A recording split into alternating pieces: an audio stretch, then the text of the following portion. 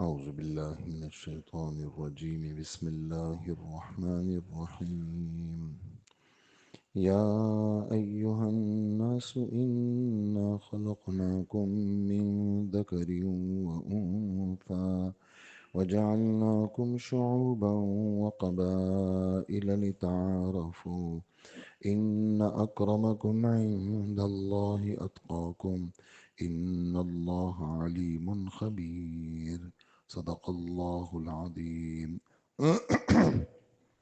سورہ حجرات ہے، 26واں پارہ ہے، 13 نمبر آیت آپ حضرات نے سنی، اور آیت کا ترجمہ ہے: اے لوگو، حقیقت یہ ہے کہ ہم نے تم سب کو ایک مرد اور ایک عورت سے پیدا کیا، حضرت آدم اور حضرت حوا علیہم الصلاۃ والسلام، اور تمہیں مختلف قوموں اور خاندانوں میں اس لیے تقسیم کیا ہے تاکہ تم ایک دوسرے کی پہچان کر سکو۔ حقیقت اللہ کے نزدیک تم میں سب سے زیادہ شریف اور عزت والا وہ ہے جو تم میں سب سے زیادہ پرہیزگار ہو، اور اس کا پتہ صرف اللہ کو ہے، اس لیے اللہ سب کو جاننے والا ہے اور ہر چیز سے باخبر ہے۔ یہ آیت اس وقت نازل ہوئی جس وقت مکہ مکرمہ فتح ہوا، اور مکہ مکرمہ کے فتح ہونے کے بعد بہت سارے لوگ مسلمان نہیں بھی تھے، تو بہت سارے لوگ کفار تھے، تو اس میں آپ صلی اللہ علیہ وآلہ وسلم نے حضرت بلال رضی اللہ عنہ کو اذان کا حکم دیا۔ تو حضرت بلال رضی اللہ عنہ نے جب اذان دی تو وہ لوگوں کو بری لگی جو کافر تھے، تو اس میں ایک کافر حارث ابن ہشام نے کہا، نعوذ باللہ، کافروں کا جملہ ہے کہ ان کو اس کالے کوے کے علاوہ کوئی اور نہیں ملا تھا جو یہاں اذان دے۔ ایک نے کہا کہ اچھا ہوا میرا باپ پہلے مر گیا، یہ برا دن اس کو دیکھنا نہ پڑتا۔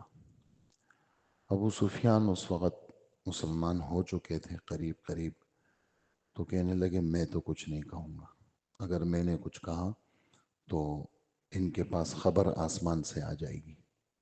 خیر، یہ آیت نازل ہوئی اور اللہ نے جبرائیل علیہ السلام کو بھیجا، وہ ساری اطلاع دی، آپ نے سب کو بلایا اور یہ فرمایا آپ نے کہ تم سب میں یہ اس نے یہ کہا، اس نے یہ کہا، اس نے یہ کہا، تو سب نے اقرار کیا کہ ہم نے یہ کہا ہے۔ تو یہ آیتیں اس سے چونکہ پیچھے والی آیتوں میں 2 آیتوں میں 6 باتوں کو حرام قرار دیا: مذاق نہ اڑاؤ، اور تانے مت دیا کرو، برے القاب سے مت پکارا کرو، بدگمانیاں مت کیا کرو، اور جاسوسیاں مت کرو، لوگوں کے عیبوں کے پیچھے مت پڑا کرو، اور غیبتیں مت کرو۔ یہ 6 باتیں حرام ہوئی تھیں جو کہ نفرت کا سبب بنتی تھی۔ جو ان 6 باتوں میں پڑے گا آپس میں بغض آئے گا، نفرت آئے گی۔ اسی طرح خاندانی بڑائی، ہمارے باپ دادا ایسے، تمہارے باپ دادا ایسے، ہمارے خاندان میں ایسے لوگ، تمہارے خاندان میں ایسے لوگ، اس کو عصبیت کہتے ہیں، تعصب کہتے ہیں۔ اور عین صاد با، اس کا لفظی معنی طاقت کے آتے ہیں۔ تو آدمی اپنے خاندان، اپنے باپ، اپنے دادا، اپنے چچا، ان کے ذریعے سے طاقتور اپنے آپ کو بناتا ہے، تو یہ طاقت کی کوئی حیثیت نہیں ہے۔ حضور صلی اللہ علیہ وآلہ وسلم فرماتے ہیں کہ اپنی قوم سے محبت کرنا یہ تعصب نہیں ہے۔ اپنی قوم سے محبت کرنا، اپنی زبان سے، زبان والوں سے محبت کرنا، یہ تعصب نہیں ہے۔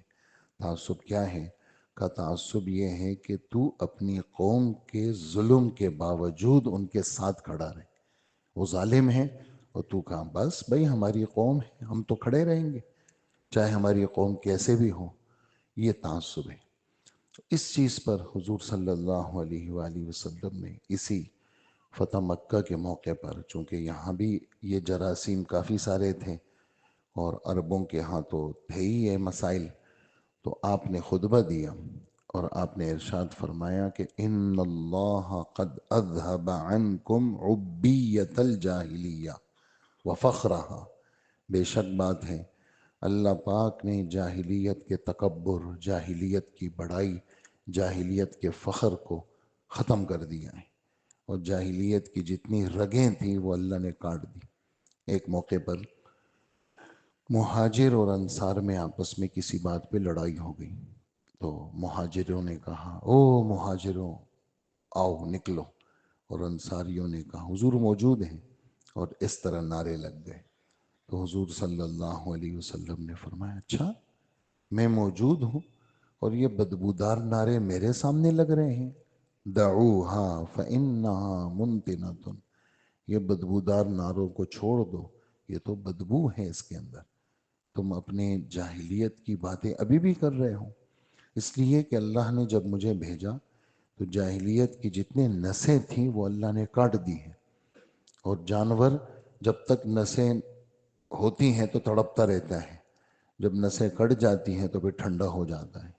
تو اللہ نے جاہلیت کی جتنی نسیں تھیں وہ سب کاٹ دی ہیں، اب تو تمہاری طبیعتوں میں ٹھنڈک آنی چاہیے، اس لیے کہ اسلام آپ نے فرمایا الناس رجلان، پوری دنیا کے جتنے انسان ہیں بس دو ہی قسموں پر ہیں۔ نمبر ایک رجل تقی بر کریم، ایک وہ آدمی جو متقی ہے، نیک ہے، معزز ہے وہ، اور دوسرا فاجر لئیم، دوسرا کون؟ جو کہ گندہ ہے، گناہگار ہے، کمینہ ہے، بس یہ دو آدمی ہیں بس، باقی ایسا نہیں ہے کہ جی یہ ہماری قوم ہے تو میں ان کے ساتھ ہوں۔ ایک موقع پر ایک لڑائی ہو رہی تھی، تو ایک صحابی جو کسی قبیلے کے تھے انہوں نے ایک کافر کو مارا اور ایک نعرہ لگایا، اور نعرے میں یہ کہا کہ لو یہ میں نے تمہیں یہ مار دے دی اور میں تو فلانی قوم کا ہوں۔ تو حضور صلی اللہ علیہ وسلم نے فرمایا یہ جملہ صحیح نہیں تھا، تم تو مسلمان ہو، تم تو مسلمان ہو۔ تو یہ جتنی جاہلیت کی رگیں ہیں وہ تو سب کاٹ دی، اور یہ بھی آپ نے فرمایا کہ تم سب کو اللہ نے ایک ماں باپ سے پیدا کیا ہے، ایک آدم اور ایک حوا، تمہارے ماں باپ یہ ہیں۔ باقی شعوب، شعب کی جمع ہے، یہ قوم کو کہتے ہیں، اور ایک قوم کے اندر کافی سارے خاندان ہوتے ہیں، اور قبائل قبیلتن کی جمع ہے، خاندان کو کہا جاتا ہے۔ تو قوم بڑی ہوتی ہے، پھر اس میں چھوٹے چھوٹے قبائل ہوتے ہیں، اور عربی میں سب کے الگ الگ نام ہیں، سب سے بڑے کو شعوب کہتے ہیں، شعب کہتے ہیں، اور سب سے چھوٹے کو عشیرہ کہتے ہیں۔ تو یہ یعنی ایک جیسے بہت بڑے دادا ہیں، پر دادا، پھر ان کے بعد ان کی اولاد، پھر ان کی اولاد، پھر ان کی اولاد، تو وہ جو بڑے ہیں تو ان سے جو یہ مختلف قوم بنی ہے تو اس کو شعوب، شعب کہیں گے۔